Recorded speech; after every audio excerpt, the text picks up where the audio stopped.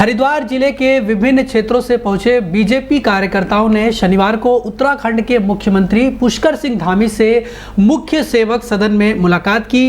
इस दौरान मुख्यमंत्री ने जनप्रतिनिधियों और बीजेपी के कार्यकर्ताओं से राज्य के विकास में सहयोग करने और आम जनता की समस्याओं का समाधान करने की अपील की। इस अवसर पर राज्यसभा सांसद डॉक्टर नरेश बंसल, वहीं डॉक्टर कल्पना सैनी और पूर्व मुख्यमंत्री डॉक्टर रमेश पोखरियाल निशंक मौजूद रहे। वहीं विधायक प्रदीप बन्ना और अन्य लोग भी इस कार्यक्रम में पहुंचे। इससे पहले धामी ने कहा कि राज्य में सहकारी समितियों में प्रबंध समिति के सदस्यों और अध्यक्ष के 33% पद महिलाओं के लिए आरक्षित करने का कैबिनेट का फैसला ऐतिहासिक है और महिलाओं को सशक्त बनाने की दिशा में राज्य सरकार की एक महत्वपूर्ण पहल की गई है।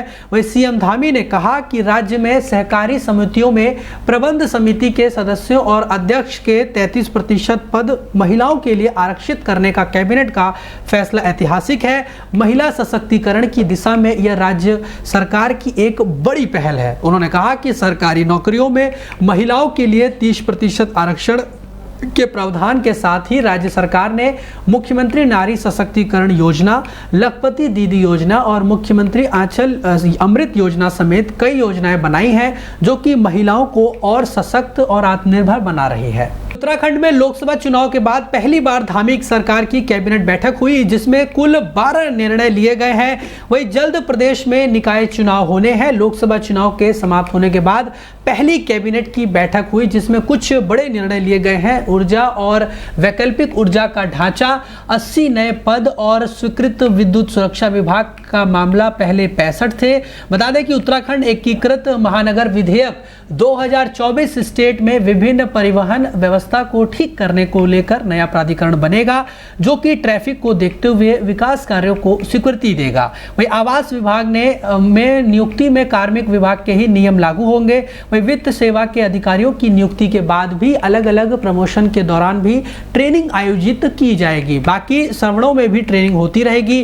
वहीं वित्त विभाग राज्य सरकार के कर्मचारियों को कॉर्पोरेट बैंकिंग अकाउंट लागू करने का फैसला लिया गया है। वहीं 13 बैंक के साथ ही बात हुई, 4 बैंक तैयार हुए हैं। वहीं एक्सीडेंट मुआवजा समेत तमाम अन्य सुविधाएं जिसमें बच्चों की शादी, बीमारी के मामले में मदद को लेकर भी यह व्यवस्था लागू होगी। बता दें कि धामी मंत्रिमंडल की हुई बैठक में 12 प्रस्तावों पर मुहर लगी है। बैठक में जिन प्रस्तावों को मंजूरी दी गई है उसको लेकर सीएम धामी ने अधिकारियों को सख्त आदेश भी दिया है कि इन प्रस्तावों को जल्द ही धरातल पर उतारा जाए। देहरादून में खाद्य विश्लेषक सालाना के 13 पदों को मंजूरी के अलावा फूड सेफ्टी ऑन व्हील के लिए 8 पद स्वीकृत किए गए हैं। वहीं कैबिनेट की बैठक में लिए गए एक बार जल्द ही इनको धरातल पर लागू भी किया जाएगा। वहीं सीएम धामी ने इसको लेकर अधिकारियों को जल्द इस दिशा में काम करने को भी कहा है। वहीं मसूरी में 144 करोड़ रुपए की मसूरी यमुना पेयजल पंपिंग योजना के तहत किए गए कार्यों की पोल खुलती हुई नजर आ रही है।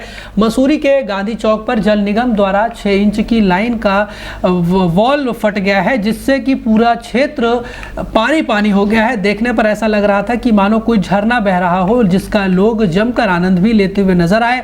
स्थानीय लोगों का यह कहना है कि मसूरी में कई क्षेत्र पानी को तरस रहे हैं तो वहीं जल निगम के द्वारा पेयजल योजना के तहत किए गए कार्य की खराब गुणवत्ता के कारण लोग पानी के लिए तरस रहे हैं। हाल ही में डाली गई पाइपलाइन लीक होने लगी है जिससे कि एमएलडी पानी बर्बाद हो गया है। वहीं लोगों का कहना है कि पर्यटन सीजन में पानी की भरपूर सप्लाई होनी चाहिए लेकिन गढ़वाल जल संस्थान और जल निगम के अधिकारियों में आपस में समन्वय न होने के कारण लोगों को पानी की समस्या हो रही है। जबकि पिछले दिनों कैबिनेट मंत्री गणेश जोशी द्वारा भी बैठक लेकर सभी अधिकारियों को आपस में सामंजस्य बनाकर मसूरी में पेयजल की आपूर्ति को सुनिश्चित करने के निर्देश दिए गए थे लेकिन कई जगह पर सही तरीके से पेयजल आपूर्ति नहीं हो पा रही है जिससे कि लोगों में भारी आक्रोश है। वहीं लोगों ने मांग की है कि मसूरी यमुना पेयजल पंपिंग योजना के तहत किए गए कार्यों की उच्च स्तरीय जांच की जाए और मसूरी के सभी क्षेत्रों में पेयजल की सप्लाई को सुनिश्चित किया जाए। वहीं गढ़वाल जल संस्थान मसूरी के अधिशासी अभियंता अमित कुमार ने कहा कि जल निगम द्वारा पेयजल योजना के तहत मसूरी में पाइपलाइन डाली गई है लेकिन अभी तक जल निगम के द्वारा गढ़वाल जल संस्थान को पेयजल योजना के तहत किए गए कार्य को हैंडओवर नहीं किया गया। पाइपलाइन जल निगम की है और इसमें हमने फिटर को भेज दिया है, वो सही कर देगा। मतलब जिम्मेदारी तो जल निगम की बनती है लेकिन कर रहा हूँ, हम ही ठीक करवा रहे हैं। ठीक है, अब हमें हैंडओवर तो किया नहीं है अभी। तो आपको सूचना भी नहीं है इस चीज़ की? सूचना भी नहीं थी, मुझे तो आप ही बताया अभी।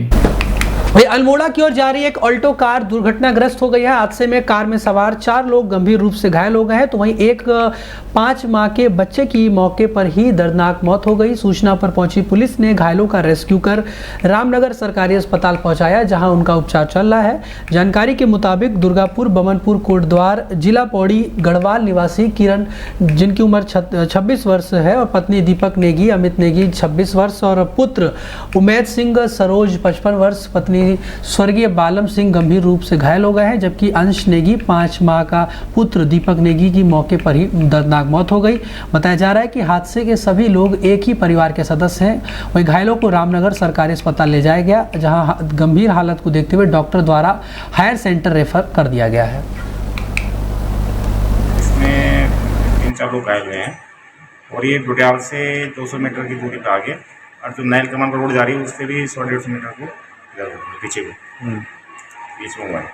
तो कितना इसमें महिला पुरुष कितने हैं और क्या है पूरा मामला?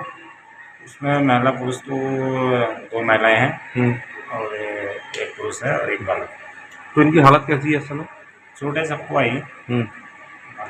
उपचार के लिए कहाँ लाए? दीवार लाएंगे। दीवार के बाद कहाँ? यहाँ अभी रेफर यहाँ पर पहुँचे, यहाँ से रामनगर लाए। रामनगर लाए। कितने फुट गाड़ी खाई में गिरी गाड़ी?